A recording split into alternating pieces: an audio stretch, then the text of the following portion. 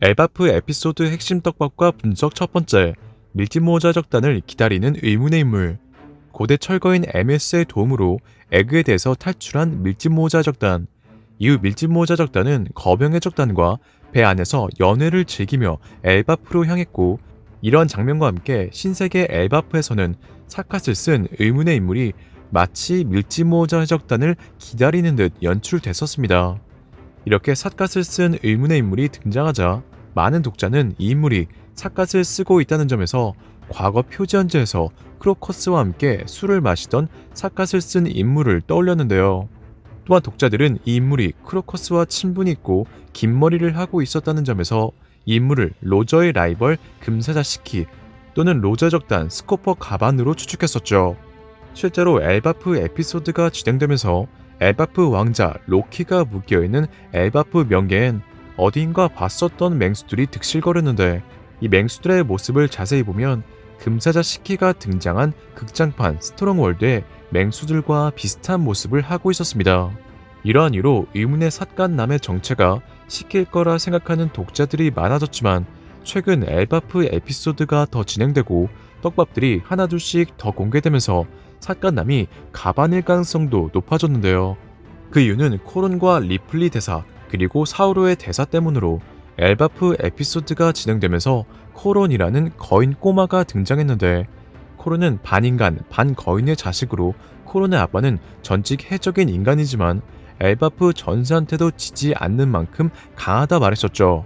또한 코론의 엄마 리플리는 자신의 남편은 연하인데 나만 나이를 먹어 라면서 토라져서는 결혼해주지 않아 내연관계라 설명했는데, 이렇게 코론의 인간 아빠가 강한 해적으로 해적왕 골디로저와 포트거스 루즈의 관계, 그리고 레일리와 샤쿠야쿠의 관계와 비슷하게 리플리와 내연관계였다는 점과 코론의 아빠가 엘바프에 있다는 정황으로 코론의 아빠는 베일에 쌓인 삿갓남이자 로저 해적단 스코퍼 가반이 아닌가 생각합니다. 또한 사우로는 밀짚모자 적단에게 엘바프는 정부의 비가맹국이기에 뉴스쿠는 오지 않지만 어부들이 바다에서 손에 넣은 작은 신문을 통해 여기서 읽고 소식을 들을 수 있었다 말했었는데, 실제로 삿갓은 과거 어부들과 뱃사공들이 햇빛을 피하기 위해 자주 쓰고 다녔던 것으로 삿갓을 쓴 스코퍼 가반은 엘바프의 뱃사공으로 배를 자주 탔기에 비가맹국인 엘바프에서 밀짚모자 해적단의 소식을 접할 수 있었고, 그렇기에 루피랭이 거병의 적단과 함께 엘바프로 올 거라는 것을 예상하여 밀짚모자 적단을 기다린 것으로 생각합니다.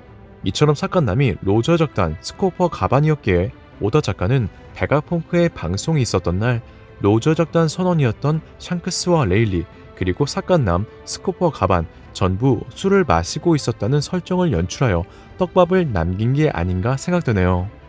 엘바프 에피소드 핵심 떡밥과 분석 두 번째, 엘바프 왕자 로키와 전설의 열매. 이런저런 사고가 있었지만 가까스로 엘바프에 도착한 루피 일행. 그중 루피는 어디선가 강한 자의 목소리를 느껴 그곳으로 향했고, 거기서 누군가를 발견하는데 그 인물은 엘바프 왕자 로키로, 로키는 해루석 사슬에 묶여 있었습니다.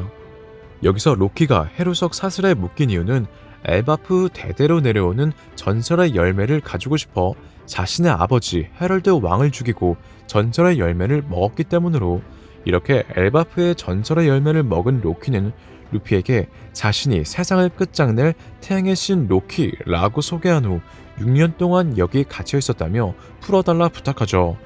실제로 엘바프의 거인들은 로키가 해방되면 세계는 무너지고 말 거라고 말했었는데, 이는 로키가 강하다는 것뿐만 아니라 전설의 열매 또한 사기적인 힘이라는 뜻으로, 이에 독자들은 전설의 열매가 무엇인지 궁금해하고 있습니다. 개인적으로 추측하는 로키의 열매는 로키가 자신을 태양의 신이라고 말했던 점, 로키가 북유럽 신화 장난의 신 로키처럼 세계를 끝내는 세계의 종말 라그나로크를 일으킨다고 말했다는 점에서, 북유럽 신화에서 라그나로크가 오면 세상을 죄다 불태우기 위해 존재했다고 알려진 화염거인 수르트 열매가 아닌가 생각합니다. 실제로 수르트는 거대한 검을 사용하는데, 거인의 나라 엘바프를 자세히 보면 엘바프에도 거대한 검이 꽂혀 있었고, 이는 엘바프에 내려온 전설의 열매인 만큼 동물계의 환수종 모델 수르트를 먹은 로키가 후에 엘바프에 꽂힌 검을 뽑아 사용한다는 떡밥으로 보였죠. 그리고 로키가 자신을 이 나라에 전해져 내려온 태양의 신이라고 말했다는 점으로 엘바프에 전해 내려온 태양의 신 하얀 모습의 니카의 모습과는 달라 수르트 열매가 아니라고 생각할 수 있는데, 개인적으로 엘바프에 전해 내려오는 태양의 신은 두 명이 아닌가 생각하는데요. 첫 번째 태양의 신은 도리와 브로기가 언급한 몸을 자유자재로 늘릴 수 있으며 하얀 모습을 한 니카 능력을 가진 태양의 신과, 두 번째 태양의 신은 정말 태양처럼 모든 걸 태울 수 있는 능력을 가진 수루트 능력의 태양의 신 두 명으로 로키는 후에 세계 정부가 지배하는 세계를 끝낼 라그나로크를 일으킬 것으로 생각합니다. 이렇게 로키는 전설의 열매를 가지기 위해 자신의 아버지 헤럴드 왕을 죽이고 전설의 열매를 먹었다고 알려졌는데, 개인적으로 헤럴드 왕을 죽인 건 로키가 아닐 거라 생각하는데요. 그 이유는 로키의 성격과 오더 작가의 연출, 그리고 엘바프를 침입한 의문의 인물들 때문으로, 최근 공개된 로키와 모사의 대화를 보면 로키는 오랜 친구가 당한 끔찍한 일에 함께 분노하며 모사에게 대신에 복수해줬을 거라 말했고, 이에 모사 또한 로키의 난폭한 말의 뒤에는 다정함이 있다는 걸 안다고 말했습니다. 이는 로키가 루피처럼 친구, 즉 동료를 소중히 하는 성격이라는 점으로, 실제로 로키 또한 루피가 아무도 없나 섬에서 사나운 맹수들과 친해진 것처럼 명계의 사나운 맹수들과 친했었죠. 이러한 연출은 로키가 악한 인물은 아니라는 떡밥으로 현재 로키는 눈을 붕대로 가리고 있는데, 최근 엘바프로 침입한 의문의 인물 중 한 명이 붕대 능력을 사용한다는 점과 이들이 로키를 찾고 있다는 정황으로 로키 눈에 감겨진 붕대는 의문의 인물의 능력으로 현재 로키는 누명을 쓰고 있는 게 아닌가 생각합니다.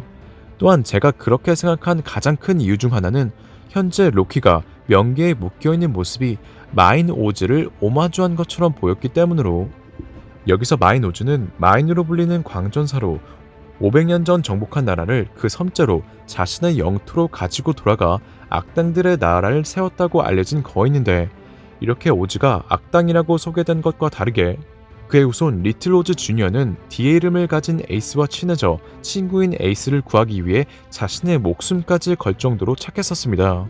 또한 와노쿠니에는 거대한 오즈의 머리로 보이는 오니가시마 섬에 거대한 검이 꽂혀 있었는데, 와노쿠니의 지형은 오즈가 나라를 세운 것처럼 마치 섬과 섬을 이어붙인 듯한 지형이었고, 이러한 연출은 개인적으로 과거 오즈 종족이 와노쿠니를 도와줬다는 떡밥으로 와노쿠니 사람들이 묘에 검을 꽂는 풍수처럼 오니가시마는 와노쿠니 사람들이 오즈의 죽음을 애도했던 것으로 생각하는데요.